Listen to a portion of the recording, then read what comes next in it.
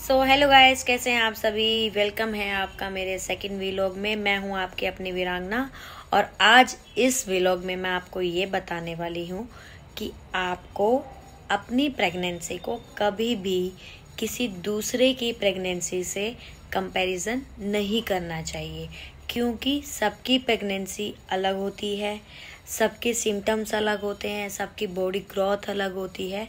तो इसी कारण मैं आज आपको ये बताने वाली हूँ कि अगर आप कंपैरिजन करते हैं तो उससे आपको क्या नुकसान हो सकता है और कंपैरिजन ना करने पे आपको क्या फ़ायदा हो सकता है। और अगर आपने अभी तक मेरे चैनल को सब्सक्राइब नहीं किया है तो फटाफट से जाओ, सब्सक्राइब करो और बेल आइकन दबाना मत भूलना, ताकि मेरी हर वीडियो का नोटिफिकेशन आपके पास आता रहे। तो हम सबसे पहले बात करेंगे कंपैरिजन करने के नुकसान।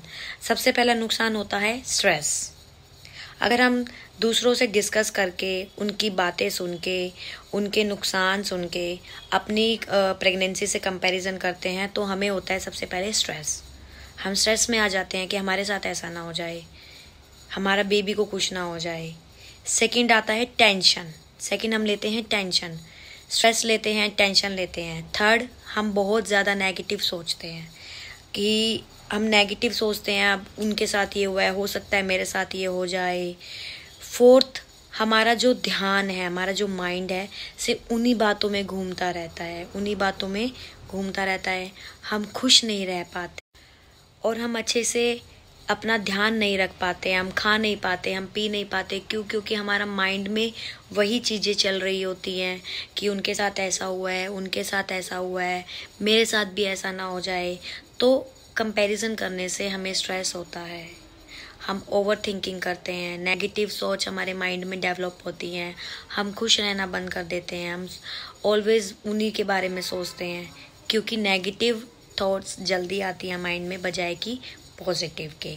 इसलिए कंपैरिजन ना करें, किसी से डिस्कस ना करें। अगर आप डिस्कस कर रहे हैं तो सिर्फ और सिर्फ अपने डॉक्टर से डिस्कस करें कि आपको ये हो रहा है, आपको ऐसा महसूस हो रहा है, ताकि डॉक्टर आपको अच्छे से सलाह दे और आपको रिलैक्स रहने के लिए बोले।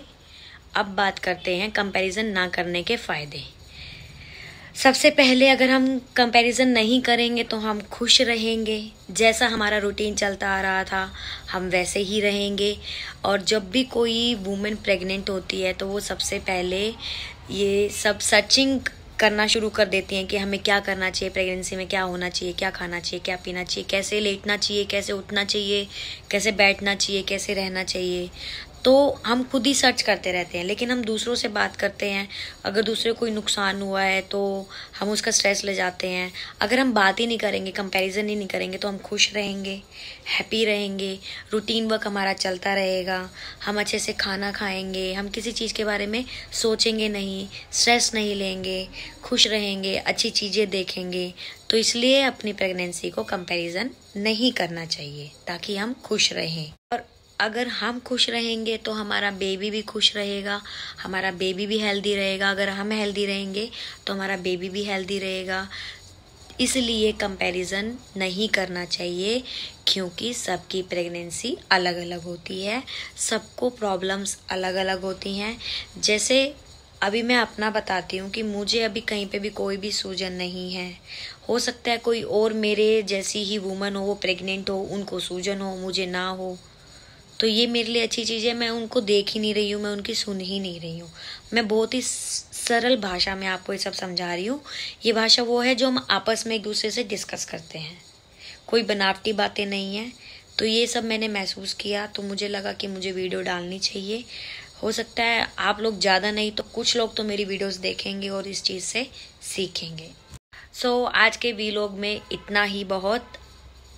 मेरी बात का ध्यान रखिएगा, कंपैरिजन नहीं करना है। आपकी प्रेगनेंसी आपके ऊपर डिपेंड है कि आप उसको कैसे कर रहे हैं, कैसा खा रहे हैं, कैसा पी रहे हैं, कैसा सोच रहे हैं, कैसे रह रहे हैं, कैसा काम कर रहे हैं। ये सब आपके ऊपर डिपेंड है। आपको हेल्दी रहना है, अच्छा खाना है, हैप्पी रहना है, खुश रहना है, अच्छी चीज़ें देखनी है। Okay, bye, love you.